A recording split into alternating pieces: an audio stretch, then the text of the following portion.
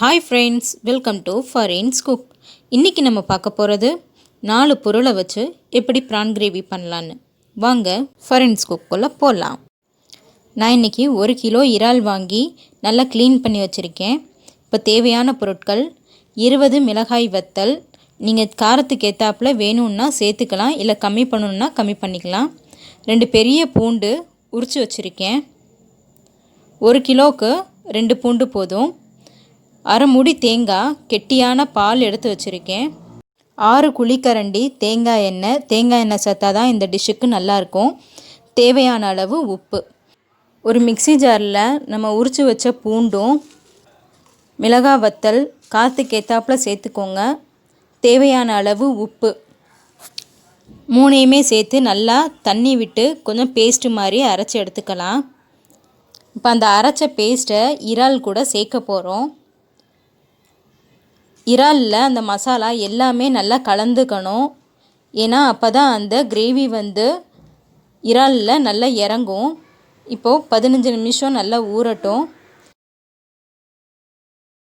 இப்போது ஒரு கடாயில் 6 குழிக்கரண்டி தேங்காய் எண்ணெய் சேர்த்துக்குவோம். எண்ணெய் சூடானதும் நம்ம மசாலாவில் கலந்து வச்சுருக்கிற அந்த இறாலை சேர்த்துருவோம்.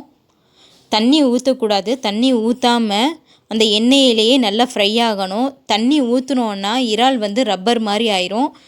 அதனால் தண்ணி ஊற்ற வேண்டாம். நீங்கள் மூடி வச்சு குக் பண்ணும் போதே உங்களுக்கு தண்ணி அதிலேயே விட்டு வந்துடும். அதனால் கொஞ்சம் கீழே மட்டும் நல்லா கலந்து விட்டுக்கோங்க, அந்த எண்ணெய் எல்லா இடத்துலையுமே படுற மாதிரி. இப்போ 5 நிமிஷம் நல்லா மூடி வச்சு வேகட்டும். 5 நிமிஷத்துக்கு அப்புறம் பார்த்திங்களா, சூப்பராக தண்ணி விட்டு நல்லா குக்காக இருக்குது.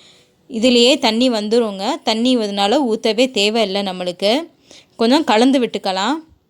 ஏன்னா நம்ம மூடி வச்சு தான் நம்ம குக்கே பண்ணணும். இப்போது தண்ணி நல்லா திரிஞ்சு கிரேவி மாதிரி வந்துருச்சு. கீழே கொஞ்சம் அடிப்பிடிக்காத மாதிரி அப்பப்போ கொஞ்சம் கலந்து விட்டுக்கோங்க. இறால் முக்கால்வாசி வெந்ததும் நம்ம எடுத்து வச்சுருக்கிற தேங்காய் பாலை அது கூட சேர்த்துடலாம். தேங்காய் பால் கொஞ்சம் இனிப்புத்தன்மை கொடுக்கும் இந்த டிஷ்ஷுக்கு. சூப்பராக இருக்கும். இந்த மாதிரி யாருமே செஞ்சுருக்க மாட்டாங்க.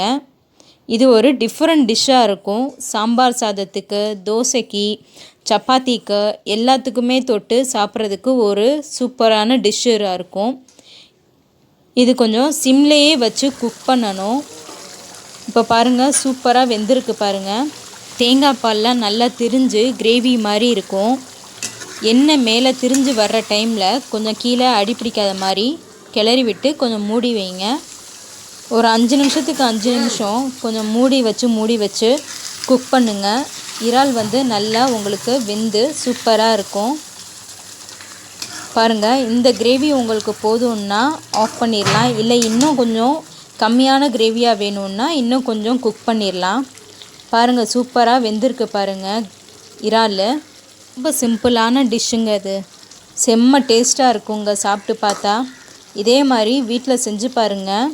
குழந்தைங்களுக்கு ரொம்பவே பிடிக்கும் இந்த மாதிரி டிஷ்ஷு.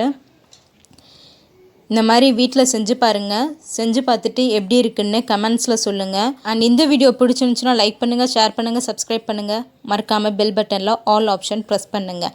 அப்போ தான் நான் போடுற வீடியோ உங்களுக்கு நோட்டிஃபிகேஷனில் வரும். பாய் ஃப்ரெண்ட்ஸ், அடுத்த வீடியோவில் பார்க்கலாம்.